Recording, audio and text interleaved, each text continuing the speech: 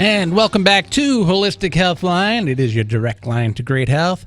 My name's Peter Morrell, and I get the privilege of welcoming a special guest to the show. Richard Passwater Jr. works for Biominerals, the Belgian dietary supplement manufacturer of BioSil. Richard has held a variety of technical, sales, and quality control positions in the dietary supplement industry and has written over 90 articles, co-authored 2 peer-reviewed scientific studies, and is a co-inventor of 3 patents.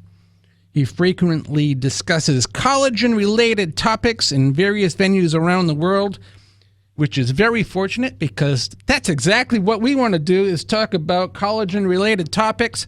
Richard, good morning. Hey, good morning. Thank you very much for the opportunity to participate again on your program. Well, we thank you for coming in.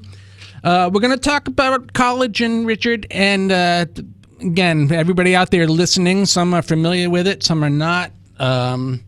What is collagen, and why do we need it? Well, collagen is a strong, flexible, fibrous protein.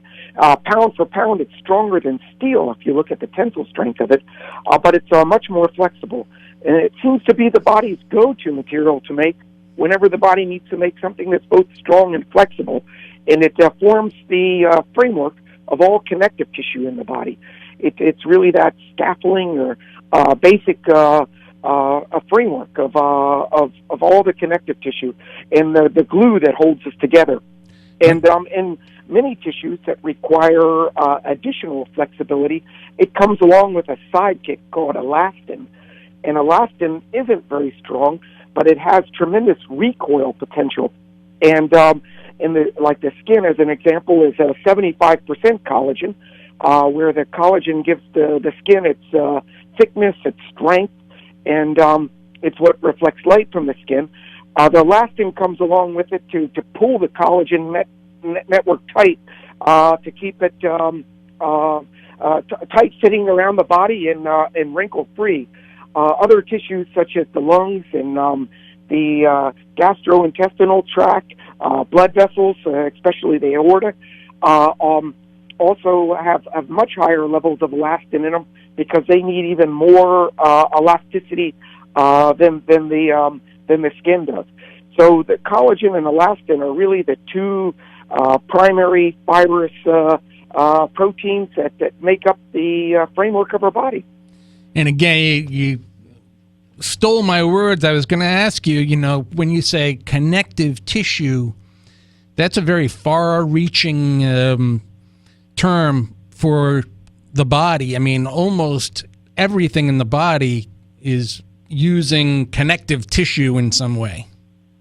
In some way, that's correct. We're talking the scaffolding that holds organs in place. The easiest place to see the collagen is in the skin, of course, where it makes up about 75%. But the bone is a collagen-based tissue where the collagen framework makes up about 30% of the bone. It gives bone its flexibility, and it's also the template for the deposition of calcium phosphate crystals. So somebody's bone mineral density potential is really dependent on how many collagen fibers they have in the bone. The joint tissues generally go about 70 to 90% collagen. Down on that lower end, you have tissue like cartilage, which is on the end of long bones to keep the bones from enabling the bones to glide instead of grind across one another. Also, there's some joints have discs called meniscus that are made of cartilage, and that those are 70% collagen and give help the body stabilize the joint and transfer energy. The ligaments that directly connect bones to one another generally go about 80 to 90% collagen, as do the tendons that hold the muscles to the bone. The muscle itself, far from the tendon, may be only 2 or 3% collagen, but as it gets closer to the tendon, it can get up into the 20-25% range.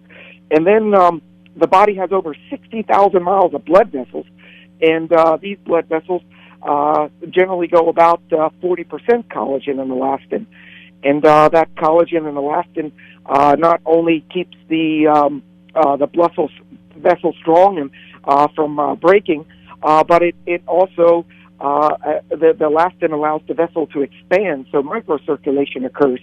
And unfortunately, as the network breaks down, the vessels don't expand. And many of the vessels are actually smaller than things that have to go through them, like red blood cells. And the vessel has to expand to allow the circulation. And as the vessel loses collagen and elastin, it doesn't expand as well, and microcirculation goes way down. You see it in the skin because the pink color in Caucasians comes from the hemoglobin in the blood. It reflects a red light, and as the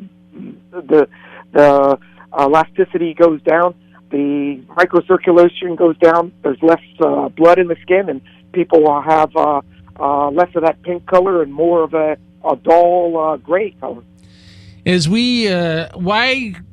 Why are we losing collagen? Is it another one of these things that it's just as we get older, we're just not producing this stuff?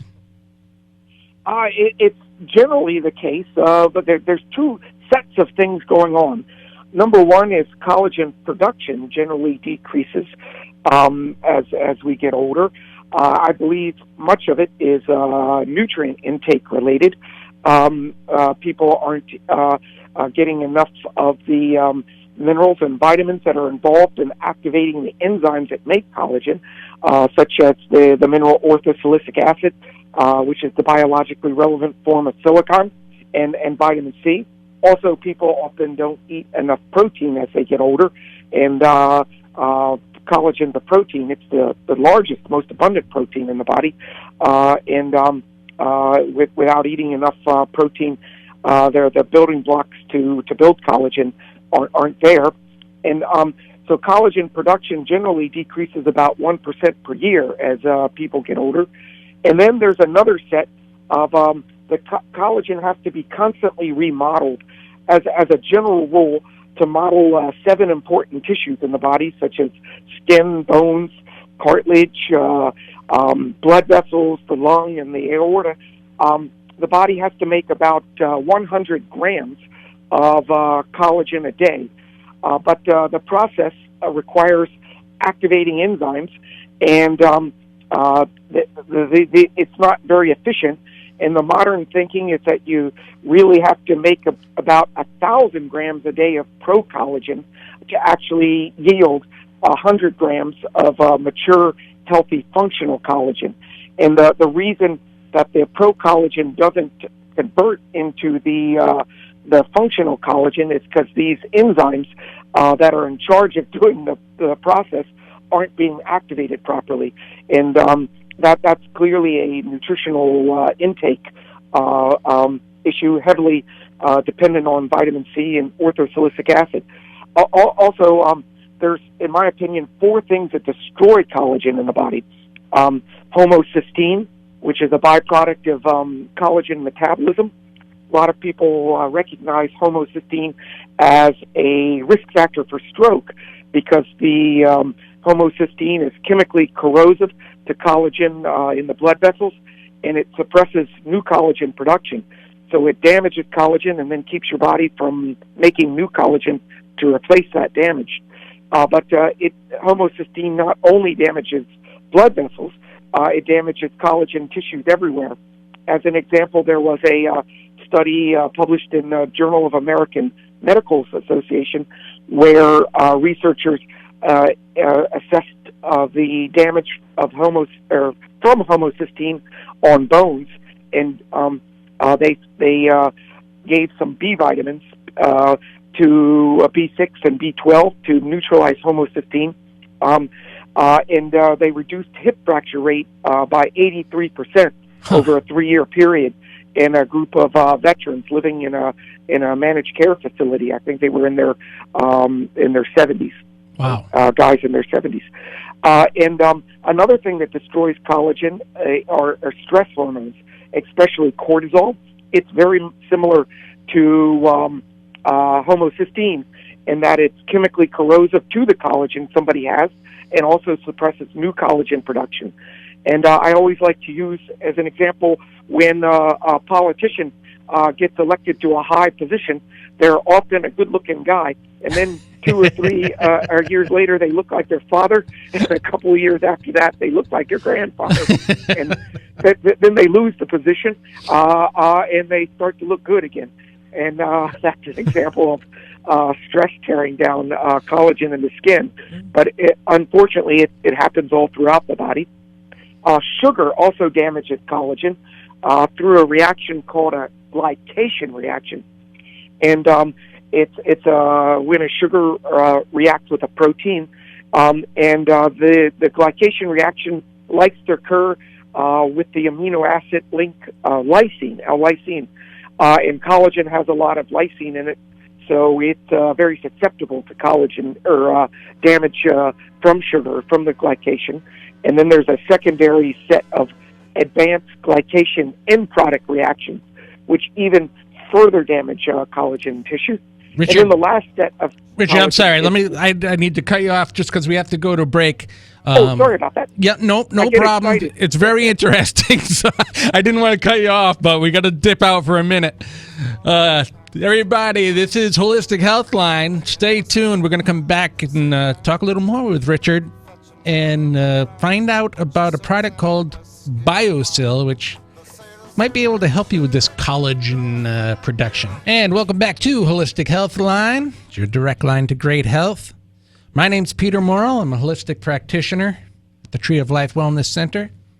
And my special guest today is Richard Passwater Jr., and he's talking to us about collagen, which is something that I think a lot of the women out there are more familiar with than the men, because collagen is involved with healthy, wrinkle-free skin and good hair and good nails. But as we're learning from Richard, it's far more reaching to your overall health and well-being and happiness to have good collagen production. And Richard, you're involved with a product called BioSil. You've mentioned orthosilicic acid and silicon. What is it, and how is it helping us with collagen? Well, BioSil is a advanced collagen generator. It's a dietary supplement that's been backed by more than 20 years of research, over $16 million of research, and it's clinically proven to stimulate the production of collagen, elastin, and a similar protein called keratin that makes up the vast majority of nails and hair. And it also protects those structures by helping to neutralize homocysteine and to some degree modulate cortisol production, which are 2 of the leading causes of damage of those tissues. So BioSil does not contain collagen, but rather it stimulates the production of collagen. It works first by helping the body make 3 of the 3 most prevalent amino acids in collagen, glycine, proline, and hydroxyproline. But even more importantly, it helps activate a series of enzymes that need to be activated for the body to make collagen. And the enzymes in the body are the real craftsmen. They either break something down, or in this case, build something up. And enzymes generally need at least 1 vitamin and 1 mineral to activate them. And unfortunately, orthosilicic acid is underrepresented in the U.S. diet, and it not getting enough will not allow somebody to optimal collagen production. So our product contains orthosilicic acid in a special complex that protects it, keeps it stable, and helps transport it into collagen-generating cells so it can go to work helping the body make collagen and elastin, keeping skin strong and flexible and reflecting a lot of light so it's radiant and luminous, but also it'll keep joint tissues remodeling as best as possible, so to replace the tissue being worn down with wear and tear, keep bones remodeling so that they're strong and flexible, and keep the body's collagen tissues all throughout itself remodeling at the best rate possible. So this would literally be a good supplement for just about everybody, right? Yeah, I think it's something that everybody will benefit for. The only people that shouldn't take BioSil are those on kidney dialysis. Patients generally are told to review or to eat a silicon deficient diet. I don't agree with it, but I don't like fighting with the nephrologist. But everybody else, I think, is a great candidate to benefit from BioSil to keep the enzymes making collagen as best as possible all throughout our lives. You mentioned it's orthosilicic acid. It's silicon, which for me, it's like I think Silicon Valley and computer chips. Is like, is it the same stuff? Well, silicon is a mineral that they use as a semiconductor in very concentrated forms. But the form orthosilicic acid is the type required by the body. It's the only form absorbed by the body. Other forms of silicon in the diet have to be converted into orthosilicic acid before they're absorbed. Orthosilicic acid is found in the diet and drink and in mineral water. Fiji is a great brand that has some high amount in the U.S. Volvic has about half of what Fiji does, but still a lot. But other forms found in beer is also, I believe, to be considered the largest source of orthosilicic acid in the North American diet. And some bone researchers has gone as far as saying that the beer intake of men is seeds out of women and has something to do with the difference in remodeling. There's other factors involved, of course, as well.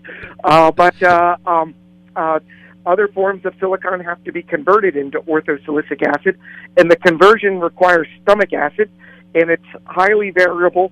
It depends a lot on the person and the food, and it generally gets worse with age. And I think that the less orthosilicic acid obtained from the diet as people get older is a very relevant reason that collagen production often decreases as people get older. So beer is the new health food. That's well, in moderation, beer has between 6 to 50 milligrams of orthosilicic acid in it, depending on the type. If you drink too much, it's going to stress the body into actually being detrimental to collagen tissues. The body, it takes quite a bit to denature alcohol, and it can create nutritional challenges in amongst itself, excessive amounts of alcohol, but a little bit of beer can be beneficial. Very good. For orthosilicic acid content. But what's in BioSil, the choline stabilized orthosilicic acid, is even better. The choline can help protect the orthosilicic acid, keeping it from reacting with minerals you don't want it to react with positively charged proteins in the bloodstream that'll just be compounds the body can't use and will be filtered out. And also the choline transports orthosilicic acid into collagen and elastin-generating cells. And the choline also neutralizes homocysteine and, to some degree, cortisol. So BioSil not only helps protect collagen, but it helps generate collagen as well, where orthosilicic acid in the diet is great, but it doesn't protect the collagen. Some of the benefits of BioSil are from the orthosilicic acid, some are from the choline, and some are from the actual complex itself. It's really a unique anti-weakness compound. And BioSil's available. It comes in liquid drops or it comes in a capsule. What's the typical dosage? 2 capsules a day or 10 drops a day. BioSil's inherently a liquid, and the choline is a nutrient called an amine, and amines have a bitter, fishy taste to them. And the liquid is the most cost-effective form.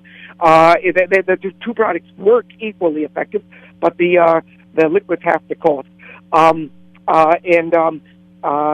You have to mix it with something to disguise the taste. Often red juices work well. Also, those effervescent vitamin C drinks work real well. Oh. And then to make the capsules, we take plant fiber, cellulose, and we make a dough out of it, and we put it through an extruder like you would use to make spaghetti. And we make a long noodle.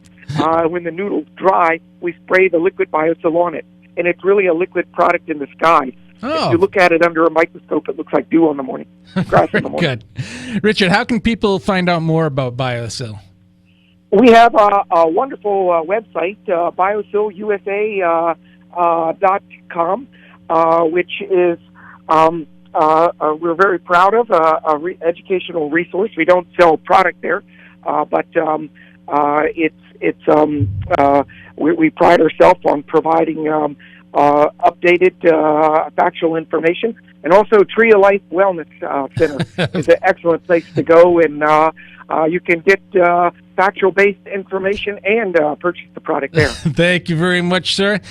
Richard Passwater, Jr., unfortunately we're out of time, but thank you so much for coming on and helping us to understand BioSil. Thank you for making it fun for me. I always do. I appreciate it. Hopefully we'll have you back soon. I look forward to it. Thank you very much. All right, take care. Richard Passwater, Jr. And again, check out BioSil because it's, yes, wonderful for the skin, hair, nails, the beauty aspect, but also helps you on the inside. All that connective tissue, heart valves and lungs and all the things Richard talked about. It's important stuff. Product is called BioSil, BIOSIL, and check it out.